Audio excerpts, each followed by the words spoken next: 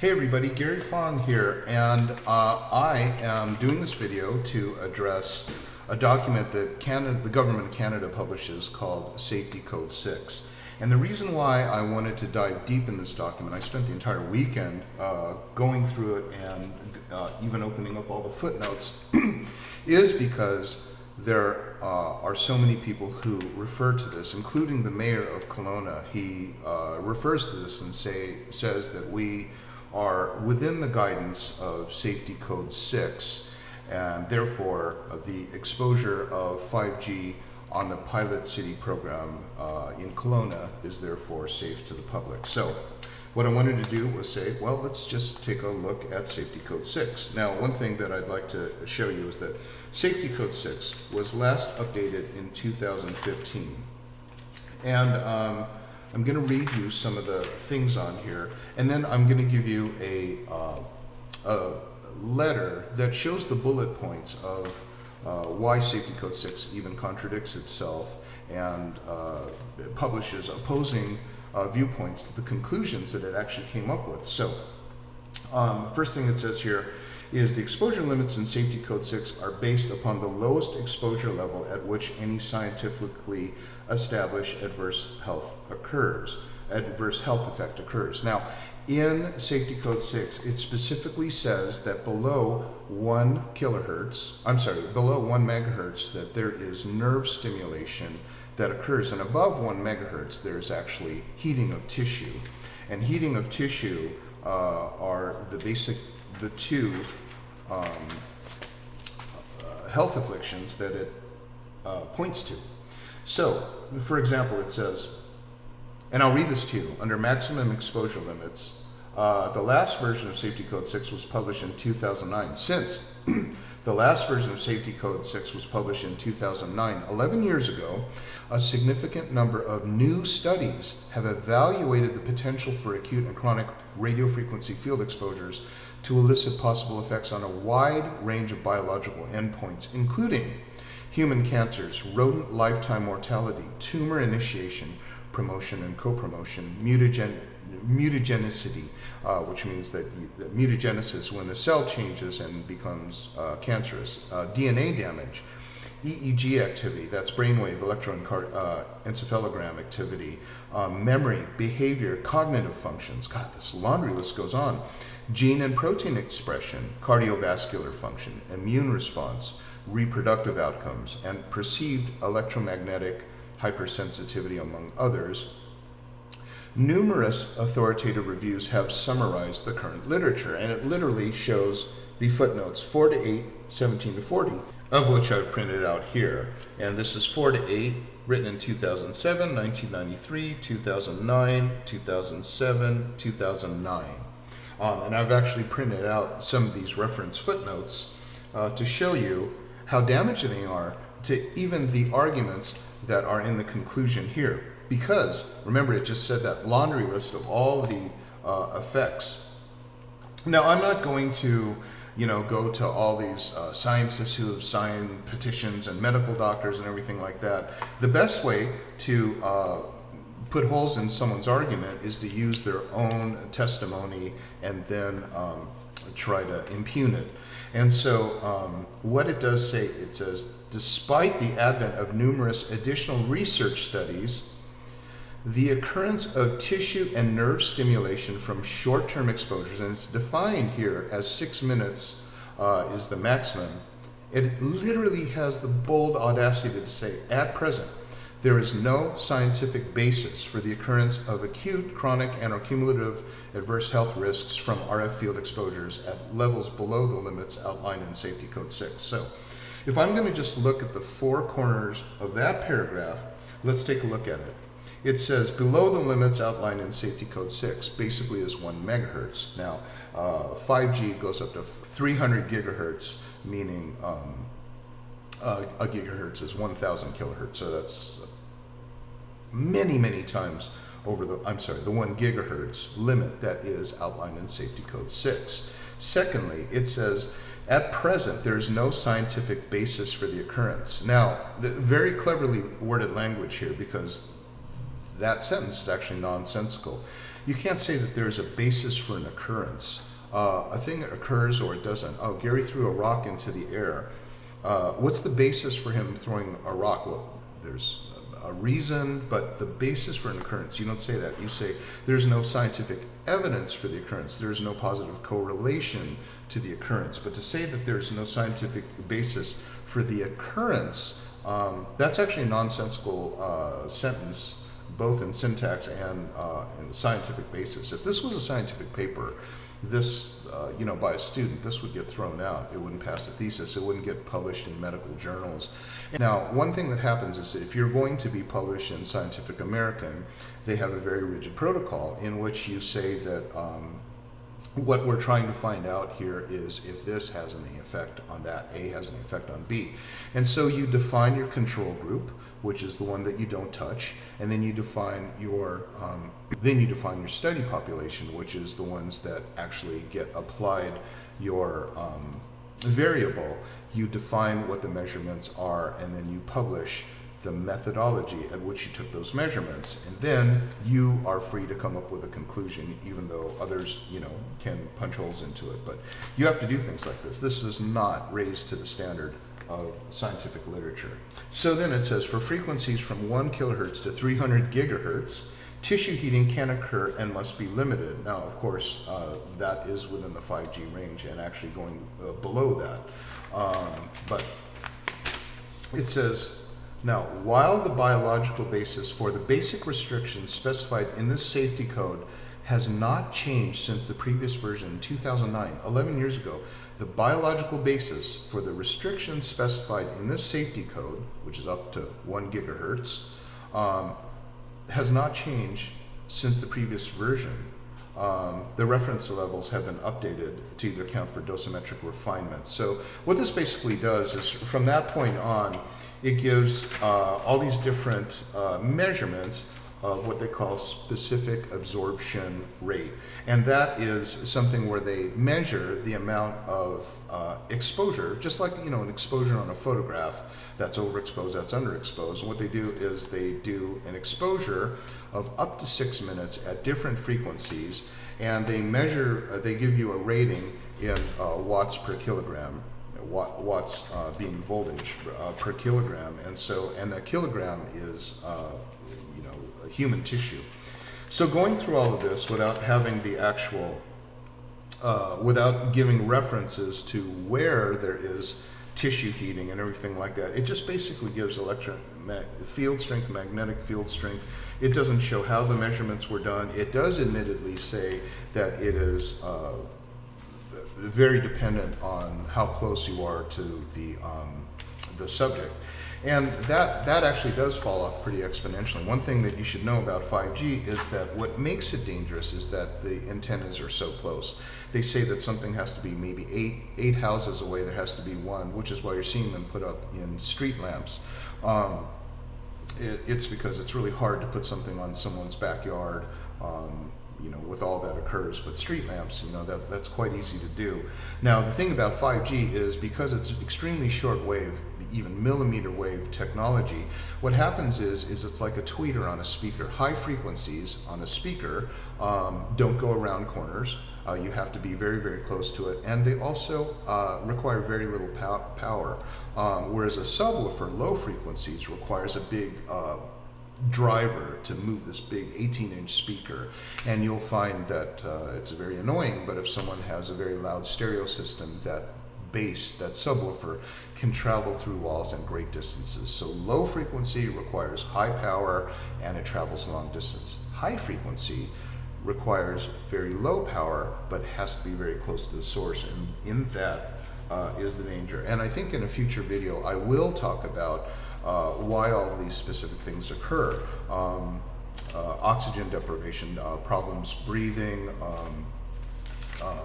obesity, cancer, glioma, which has also been found by the World Health Organization. Okay, so going back to Safety Code 6, then I dove deep into the footnotes when it says that those are the references that go into the conclusions of this document, because when you come to a conclusion, you say that these are the footnotes and this is how we came up with that conclusion. Now that is completely nonsensical here, because I printed out footnote 8 and 12 as examples, okay? So footnote 8, let's start with that one. This is European Commission Scientific Committee on Health, Environmental and Emerging Risks. Now what it did was, in the abstract, it says that it wanted to identify newly identified health risks on the environment. And it goes into potential effects on wildlife of increases in electromagnetic radiation. Now, so it has, I'll read you this. It says, on the horizon, a new generation of even shorter high-frequency 5G wavelengths is being proposed to power the Internet of Things. However, the expansion of broadband with shorter wavelength radio frequency radiation highlights the concern that health and safety issues remain unknown. That's all you need to say. We don't know. Then it goes into hazard, and they have a four-step. Asterisk means there's no hazard. Then there's 1, 2, and 3, which is 3 is of the highest concern. And what you see in this study is that when it comes to electromagnetic radiation on wildlife, the scale, highest level of concern. Urgency, highest level of concern. Interactions with other ecosystems and species, highest ranking of concern. Then it says background, including reliability of data. It says 5G networks will soon be rolled out for mobile phone and smart device users. Specifically says the lack of clear evidence to inform the development of exposure guidelines to 5G technology leaves open the possibility of unintended biological consequences. So they're basically saying, and these people do this for a living, these are, PhDs and everything like that, they're basically saying that the dangers are unknown. Now, what I like about Céline Frémont from Brussels, Belgium, the health minister there, said that she will not subject the people of Brussels as guinea pigs for profit, because that's really basically what we're doing. When we take, for example, one city street, that would be Bernard in Kelowna between Pandosy and Water, and hit it with 5G, perhaps to test the effects, that is, perhaps very guinea pig category. Let's go to footnote number 12, the ICNIRP guidelines for limiting exposure to electromagnetic and electromagnetic fields up to 300 gigahertz. So it says, you're going to love this, residential cancer studies. Considerable controversy surrounds the possibility of a link between exposure to ELF magnetic fields and an elevated risk of cancer. To date, there have been more than a dozen studies on childhood cancer and exposure to power frequency magnetic fields. The findings relating to leukemia for children are the most consistent. Out of 13 studies, all but 5 reported relative risk estimates of between 1.5 and 3.0. So what's a relative risk element? Relative risk element is, if it's 0, that means there's no risk. If there's a negative risk, that means it's really not a risk. For example, if I were to say drinking celery juice causes pianos to fall on my head, that's extremely not a risk. But in the case when you have very positive estimates of between 1.5 and 3.0, they're drawing a correlation between what is affecting the subjects and their risk for having childhood leukemia. Now, is that not enough to just kind of say, Mayor Basran, can we just maybe put this on hold for a tiny bit pending further review, rather than say that the reason we're making Kelowna a pilot program for smart city 5G technology is so that we can monitor trash collection data and pedestrian habits on the block of Bernard Avenue, 300 block between Pandosy and Water. Is that worth it to the effect that it'll have on tourism or public health? And again, I'm going to give you guys a letter. It'll be in the comments section of this YouTube. that you can take the bullet points, send it to your ministers of province, send it to your mayors, and noting that any of these correspondences to public officials become public record. Now, here's the strategy here, is that I've seen in like Erin Brockovich, or how the Northern District of California struck down secondhand smoking and made that a domino effect on the world. You rarely see cigarettes being smoked anymore because you cannot smoke them in public places. You have to be outside or in designated smoking areas, which really killed tobacco industry. Tobacco being the number one lobby over the tobacco National Rifle Association in the United States, and that was defeated by litigation, and a smart litigation which followed the following pattern. You find the people who will be held accountable should this health risk continue. In Erin Brockovich, she was brilliant because she identified an industrial health hazard, and then she became a spirited champion for the community and took down Pacific Gas and Electric for $333 million settlement, plus criminal convictions for the people who were culpable of unleashing these industrial hazards upon the people. Now, what I've also found is when there is an identified, the buck stops here, that person becomes the fall guy for the big corporations who are starting to get the heat. In other words, the people always ask me, what's the best way to stop this 5G thing? Should we pick it? No, you shouldn't pick it, because the minute that you hold a 5G sign, you create a division, you create anger, people will label you as a conspiracy theorist.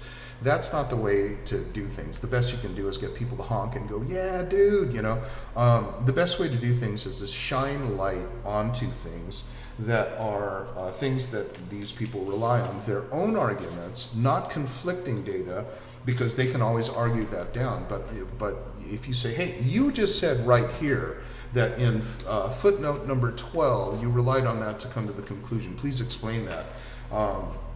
Having been in litigation for the last 24 years, I know how these things work. The best thing to do is show the person's own information and then question them on that. And the second thing is that if you continue to send letters to the mayor with this new information that I gave you about punching holes into Safety Code 6, asking him to look at the bullet points that I'm going to put together in the thing, and he decides to ignore it, then it's all on him. Public health, drop in tourism, anything, if it goes bad, even the big telecoms will point to him and say, hey, we are just the suppliers. He's the one who said it was okay.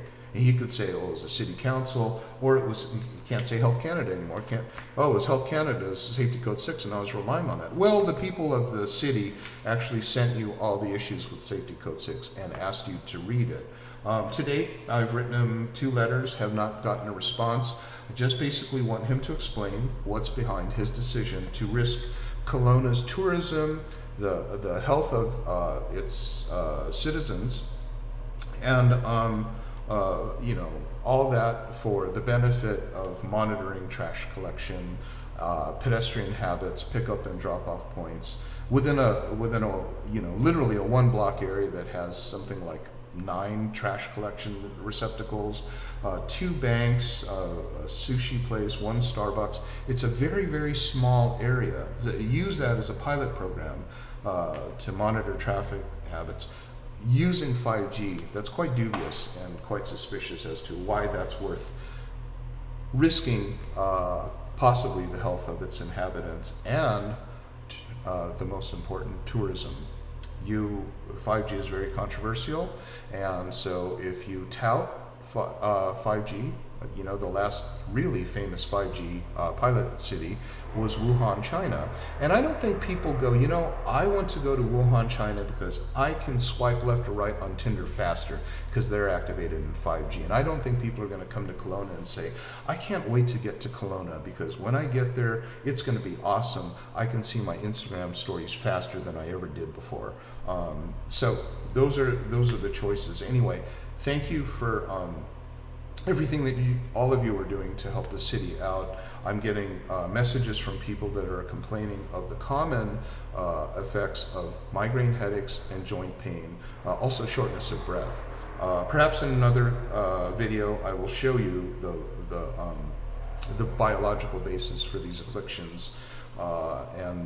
Until then, if you're impatient to know, there's a wonderful book called The Invisible Rainbow, and that is a Reader's Digest version, a collection of all the medical data as it relates to a disease called neurasthenia. In other words, magnetic or electromagnetic exposure. And what it does to people. Very, very similar to the things we're seeing today. Anyway, thank you for watching, and I want to share with you something that my daughter wrote. Hello, my Father's Day, thank you, and it's a little yin yang.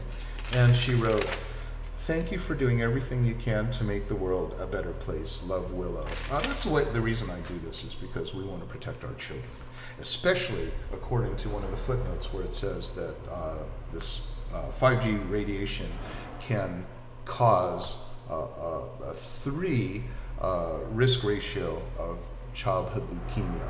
Those of you who in the future will have a child with leukemia and have to live through that, those of you who know what charities I support, one of those is pablove.org. It's very, very active, PABLOVE.org, very, very active in childhood cancer. And it's the most beautiful charity in which they teach children photography so that the children can express themselves through photography. And at the end of the year, they have this black tie gala where the mayor shows up and everybody shows up, and they look at the photographs that these children with terminal cancer have photographed, and they purchase them for their collections, that money going back to Pavlov. It's just a very beautiful organization, but horrible, horrible thing when children...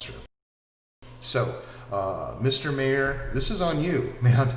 You know, one child gets leukemia and we pin it to 5G in Kelowna. Well, go visit that family and say you're sorry. At least do that. Okay. Anyway, thanks for watching.